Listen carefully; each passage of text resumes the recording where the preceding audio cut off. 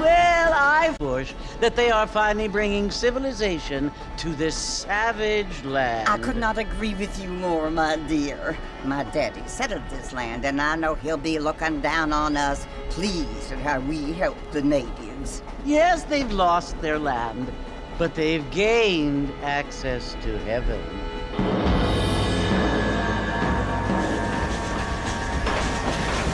But Father, do you mean unless an innocent receives communion, they're destined to go to hell? That hardly seems fair. What I mean to say, Jenny, is that there is a great deal of difference between an innocent and a savage. I never thought of it that way. Yes, they lived like animals, but they're happier now.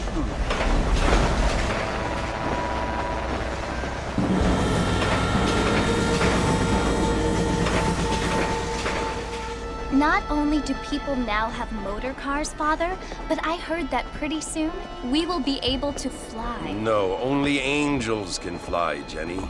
No, apparently people can fly.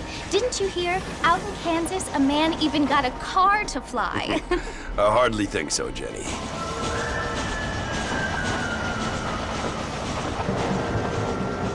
Apparently, Mr. Johns wants to run for governor, which is why he's so concerned with cleaning up the state. Nate Johns. Yes. His family is nothing but hillbilly trash that came here after the war. Judgmental, but this state should not be ruled by such a disgusting family. A family without class. Apparently. The Johns family have made a lot of money, and he has a lot of friends in politics. Mrs. Bush, money isn't everything. There are many things that money cannot buy. It seems that money can buy voters, though.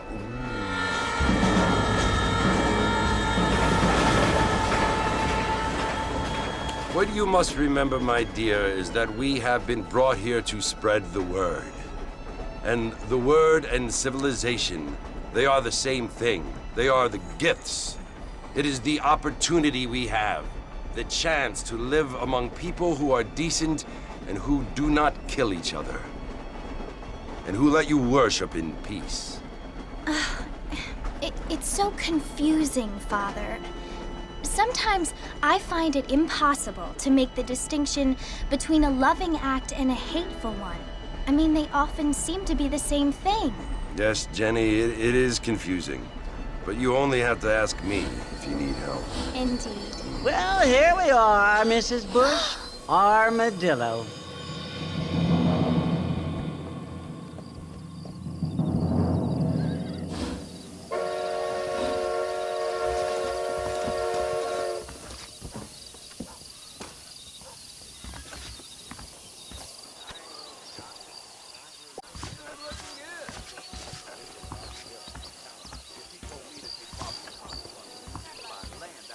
Get your news here!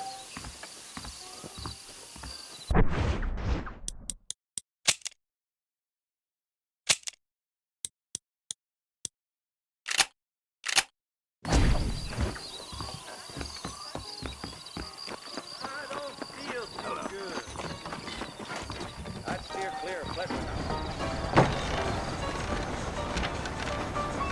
Mr. Marston! Mr. Marston, over here!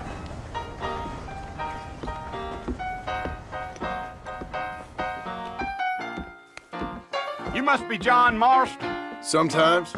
I'm Jake. Your friends from Blackwater hired me to guide you. They ain't my friends, but pleased to meet you, Jake. I got the horses saddled up and ready out front.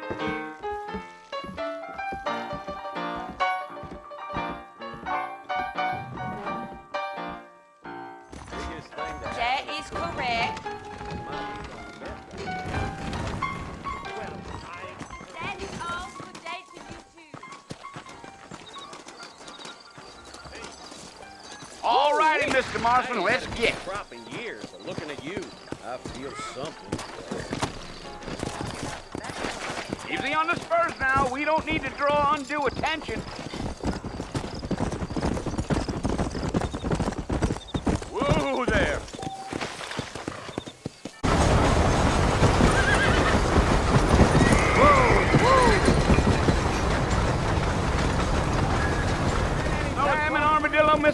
Marston? I doubt it. I ain't planning on staying very long. Well, if you're fixing for some female company, you can do a lot worse than Armadillo. Fine as cream gravy they are. Not like Thieves Landing. Dang, those girls ain't even fit for a drinking man to hole up with. I'm a married man, I'm afraid. Ain't we all?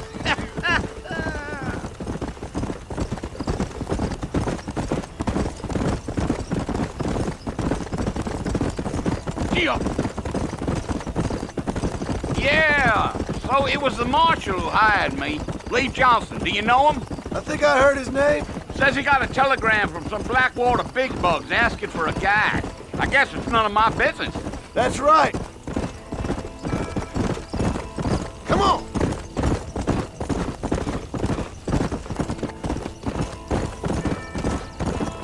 You ain't very talkative, are you? Nope. I'm just chewing the dog, mister. That's how I am. I don't mean nothing by it. Trust me. There's things you're better off not knowing.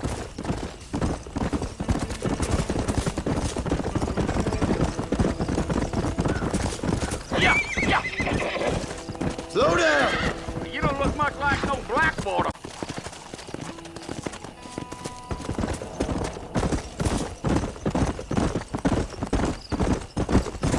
A fella told me he was out in Blackwater a few months back and saw one of them newfangled carriages without horses. Is that so? And you wind them up like a clock. Damnedest thing ye ever saw without the aid of liquor, he told me. Times are changing fast. That's for sure.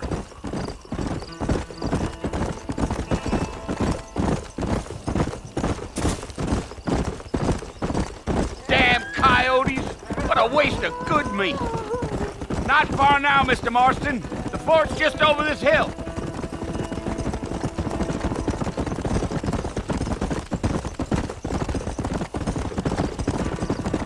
Whoa!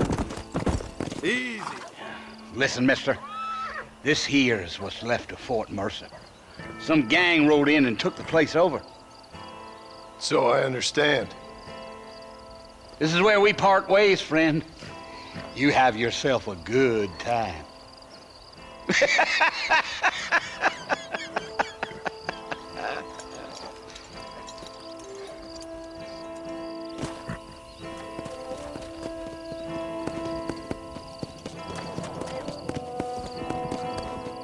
Come on.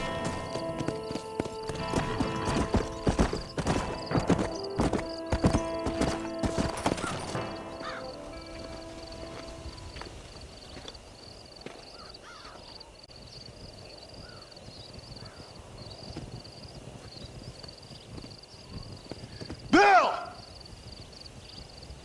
Bill, I've come for you! Bill Williamson! Come out here right now! Go away now, John. Don't make me kill you. Nobody needs to kill anyone, Bill. You must think I was born yesterday. You always did think I was an idiot. That ain't fair, Bill. You were as my brother. I've come to try to save you. Oh. Do I look like I need saving? Bill, please. They want to kill us all. I can help you. Well, you never tried to save me before. You only seemed to save yourself. Bill, I implore you think about this. You implore me? You implore me. You always were one for fancy words. Oh. Well, things are different now, John. Now I'm in charge! No more Dutch or you. Implores. I implores you to go back and tell them to send someone just a little bit more impressive next time. Well? Oh. poor John.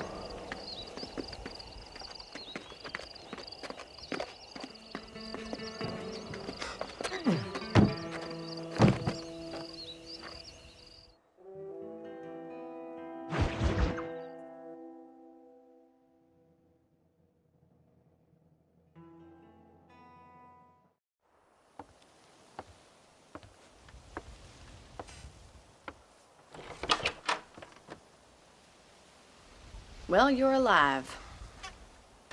So it would seem. So, how do you feel? I don't know the polite word for it. Word we use around here. What were you doing? I was doing something stupid. Well, you'll be okay. Once you didn't die, the doctor said you'd be fine. He got the bullets out a couple days ago. Good. It cost us $15. I'm sorry, madam. Should have left me there to die. Did you want to die? I mean, was that it? Was that why you went straight out to Fort Mercer and picked a fight with the worst bandit in the county? To die, Mr. Mr. Marston. John Marston. Bonnie McFarland. Miss Bonnie McFarland. Well, you may be right, Miss McFarland. I don't know. So what were you doing? I was trying to give Mr. Williamson a chance. For old time's sake. You know Bill Williamson? Knew him. Long time ago.